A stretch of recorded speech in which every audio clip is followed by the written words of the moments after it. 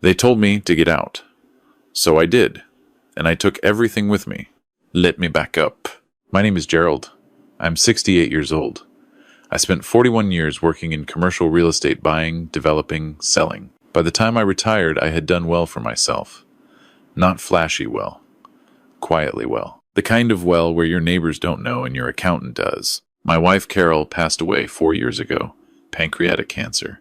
12 weeks from diagnosis to the end.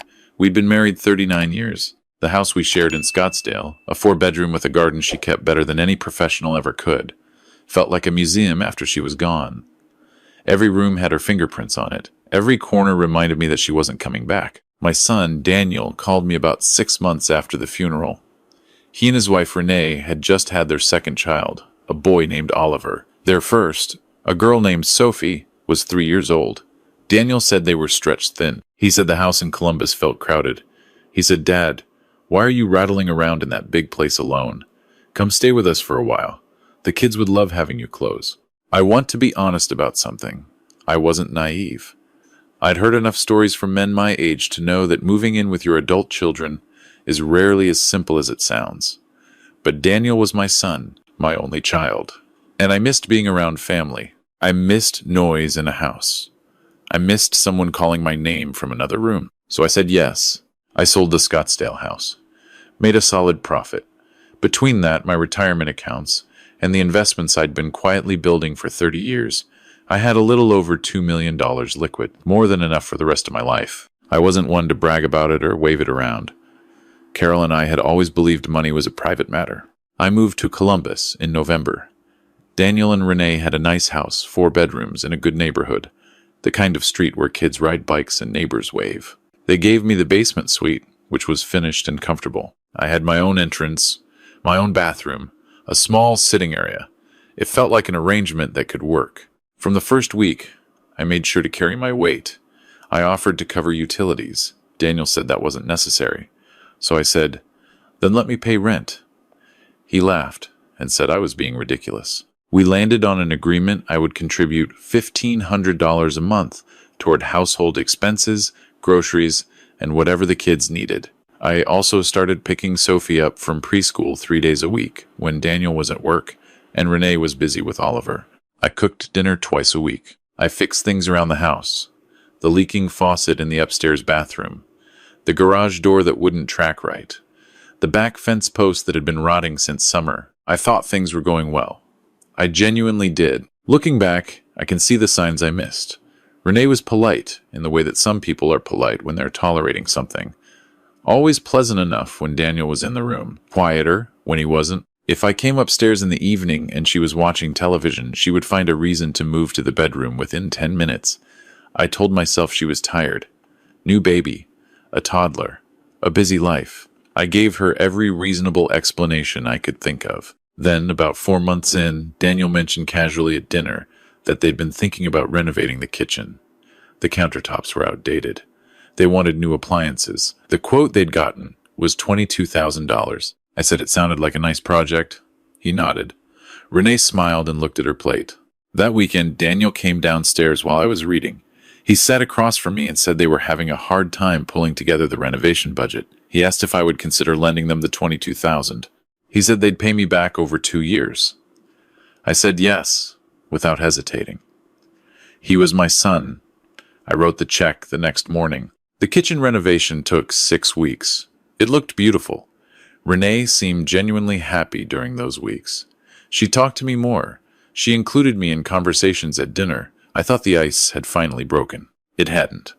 The warmth lasted about 3 weeks after the contractors left. Then we were back to where we'd been before. What happened next, I didn't find out until much later. Daniel told me the full story the night he came to apologize, which I'll get to.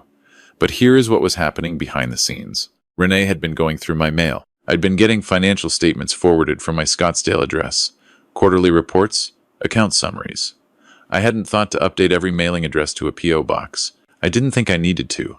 I was living with my son. I trusted the household. Renee had opened several of those envelopes. She had seen the account balances. She knew I had significantly more money than I had ever let on. She didn't confront me. She went to Daniel. I don't know everything she said to him in private. I only know what changed afterward. Daniel started bringing up money more often, subtle at first, mentioning that property taxes had gone up, that Oliver needed a specialist for an ear issue, that the car needed work. Each time, I helped. Not because I felt pressured, at least not consciously, but because he was my son, and these were my grandchildren, and that's what family does. Then, about 8 months into my stay, Renee started making comments, small ones, about how tight the house felt with 4 adults and 2 children, about how Sophie was getting older and might benefit from having the basement as a playroom, about how some of their friends had come to visit and felt uncomfortable with the arrangement. That last one stung, though I kept my face even. I brought it up with Daniel privately. I told him I was getting the sense that Renee wasn't comfortable with me there. I told him I wasn't asking for anything except honesty. I said if it wasn't working, I could find my own place, and we could still see each other all the time. I meant it genuinely. Daniel looked me in the eye and said, "Dad, this is your home too. Renee is just adjusting. Don't read too much into it." I believed him. I shouldn't have. 3 weeks later, I came upstairs on a Sunday evening to return a casserole dish to the kitchen. Daniel and Renee were having a conversation they didn't realize I could hear. I wasn't eavesdropping. I had stopped at the top of the stairs when I heard my name. Renee's voice, controlled, firm. "I need you to talk to him, Daniel. I need this to change. He's been here almost a year. It was supposed to be temporary." Daniel, quieter. "He doesn't have anywhere to go. He has $2 million, Daniel. He can go wherever he wants. He chooses to be here because it's convenient. And honestly, I feel like a stranger in my own house. I can't take it anymore." I stood there for a moment. Then I walked quietly back downstairs. I didn't sleep well that night. I told myself to wait, to give Daniel the chance to come to me, the way a man should when he has a difficult conversation ahead of him. I gave him a week. He didn't come. What he did instead was stop by my suite on a Thursday evening, and what came out of his mouth was something I have replayed many times since. He sat down, he folded his hands, and he said, "Dad, Renee and I have been talking. We think it might be time for you to start looking for your own place. You've got the resources. It might be healthier for everyone. We were thinking you could be out by the end of next month." He said it the way you tell a tenant their lease isn't being renewed. I asked him if this was his decision or Renee's. He said it was theirs. Together. I looked at my son for a long moment. I thought about Carol. I thought about every school play I'd attended, every baseball game I'd driven him to, every tuition check, every time I'd shown up when he called. I thought about the $22,000 sitting in that kitchen 10 feet above my head. I said, "All right, Daniel, I'll be out in 2 weeks." He looked surprised. I think he expected more resistance, maybe an argument, maybe tears. I gave him nothing except a calm nod and a steady voice. He said, "Dad, it's not that we don't love you." I said, "Good night, son." He left. I sat in my chair for a long time after that. I wasn't angry, not yet. I was thinking clearly, which is something I've always been able to do when it matters. I thought about what had happened, what had really happened, and what it told me about the people involved. Then I picked up the phone and called my attorney. His name is Frank. We've worked together for over 20 years. I told him I needed to update some documents and that I needed it done within the week. He said he would make himself available. Good man, Frank. The following morning, I made a series of phone calls. My financial advisor, my bank, Frank again, with a list of specific changes I needed made. Within 4 days, everything was restructured. I found a 2-bedroom apartment in a newer building about 12 minutes from Daniel's house. Nice place. 3rd floor. Big windows. A gym downstairs and a small courtyard with a fountain. I signed a 14-month lease and paid the first 3 months up front. I moved in on a Friday. Daniel helped me carry a few boxes, which I appreciated. We didn't speak much. Renee did not come. For the first 2 weeks, I simply settled in, bought some new furniture, learned the neighborhood, found a good coffee shop 4 blocks away, and started going there most mornings. I won't pretend those weeks were easy. 68 years old and starting over in an apartment. There were nights I sat on the balcony and felt the absence of Carol more sharply than I had in a long time. I missed my grandchildren. Sophie had hugged me hard at the door when I left and said, "Grandpa, are you coming back?" I'd told her I would see her very soon. I meant it. What I did not miss was the feeling of being watched in a place I was supposed to call home. I had not realized how heavy that feeling was until I no longer had it. I gave Daniel 3 weeks before I reached out. I asked if I could take the kids for ice cream on Saturday. He agreed. The four of us, me, Sophie, Oliver in his stroller, and a park bench and 2 scoops each. Oliver was too small to have any, but he grabbed at Sophie's cone the entire time, and she screamed about it, and it was the most ordinary, perfect afternoon I'd had in months. Renee texted me that evening. First time she'd ever texted me directly.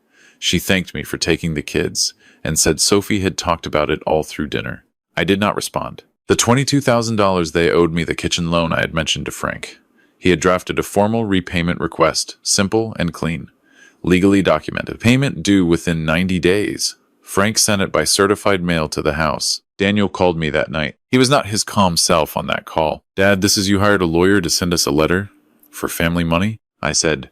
"It was a loan, Daniel. We both knew that at the time." He said they didn't have $22,000 sitting around. I said I understood, and that Frank could discuss payment arrangements if needed, but that the clock had started on the 90 days.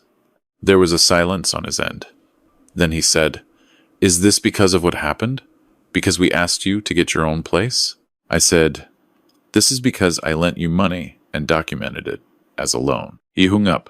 I poured myself a glass of wine and sat by the window. There was one more thing I needed to tell him. I had not told him yet because I wanted him to sit with the smaller thing first. I waited another week. Then I asked him to come to my apartment for dinner. Just the two of us. I cooked. Pot roast, his mother's recipe, the one he'd asked me to make every birthday growing up. We ate. We talked some. He was stiff, waiting for something, though he didn't know what. After dinner, over coffee, I told him I had updated my estate documents. I told him I had established an irrevocable trust for Sophie and Oliver. Their education, their futures fully funded and protected, controlled by a trustee until they each turn 25. No one can touch it. Not me, not him, not Renee. I told him I had removed him as the primary beneficiary of my estate. I watched his face. He said quietly, "Dad," I said, "I want you to understand something. I'm not doing this out of anger. I'm doing it because I watched how you handled this situation and it told me something. The house I helped you buy, the loan for the kitchen, 8 months of contribution to your household, and when your wife became uncomfortable, you handed me a move-out date like I was a tenant behind on rent. I needed to know who you were. Now I know." He said, "That's not fair." I said, "I know you believe that." He said, "Renee pushed for it. You have to know that. It was mostly her." I said, "You're a 64-year-old man, Daniel." He was quiet a long time. Then he said, "What do I have to do?" I said, "Nothing right now. I'm not asking for anything. I want you to think about what kind of man you want to be. That's all. The rest is up to you." He left looking smaller than when he arrived. In the months that followed, Daniel came around. Not all at once. Not dramatically. He called more often. He started stopping by my apartment without Renee, just to talk. He asked about my week, my health, what I was reading. One evening, he showed up with a 6-pack, and we watched baseball for 3 hours, and it felt, for the first time in years, like being with my son. He repaid the $22,000 in full, in 2 installments, 3 weeks ahead of the 90-day deadline. Renee I saw at family events. She was polite, civil. I did not go out of my way, and neither did she. I had no desire to punish her, but I also had no desire to pretend. Sophie came to my apartment almost every Saturday. We baked, watched cartoons, went to the farmer's market. She picked out a small succulent for my kitchen windowsill and named it Gerald Jr., which I found deeply undignified and completely wonderful. Oliver was walking by then, getting into everything, and I babysat him on Wednesday afternoons so Renee could have a few hours to herself. I did it for him, not for her. He didn't know the difference. He would toddle across my living room floor, fall down, look at me with total bewilderment, and then get up and do it again. I loved him for that. As for the estate, I haven't changed it back. Not yet. Maybe someday. Daniel knows it's a possibility and knows what it depends on. We don't talk about it directly. We don't need to. What I will say is this. I spent 41 years building something, and for a brief, foolish period, I let myself believe that love was enough to protect it. That family was a guarantee. It isn't. Love without respect is just sentiment. And sentiment will smile at your face and open your mail when you're not looking. I'm not bitter. I want to be clear about that. Bitter is what happens when you let what was done to you define you. I refuse that. I wake up in my apartment on the 3rd floor, make my coffee, Watch the morning come in through the big windows, and I think this is mine. Every inch of it. No one is tolerating my presence here. No one is counting the days until I leave. Carol would have had strong opinions about all of this. She always did. She would have been furious at Daniel, probably brought him around faster than I did. She would have liked my apartment. She would have teased me about the succulent named Gerald Jr., and then quietly watered it every time she visited. I talk to her sometimes, when the apartment is quiet. I know that probably sounds like something a 68-year-old man alone on a balcony shouldn't admit. I don't particularly care. She was my home. She's been gone 4 years. I'm still learning to carry that, but I am carrying it, and I am standing up straight. If you're listening to this, and you recognize something of yourself in this story, if you've ever sat quietly while someone treated your love like a line item in a budget, I want you to hear me clearly. You are not obligated to fund people who do not respect you. Not even blood. Especially not blood, because blood is the one they count on to make you feel guilty enough to stay silent. Don't stay silent. Know what you have. Know what you've built. Know what you're worth. And if someone tells you to get out, look them in the eye, nod calmly, and make sure that when you go, you take every single thing that is yours.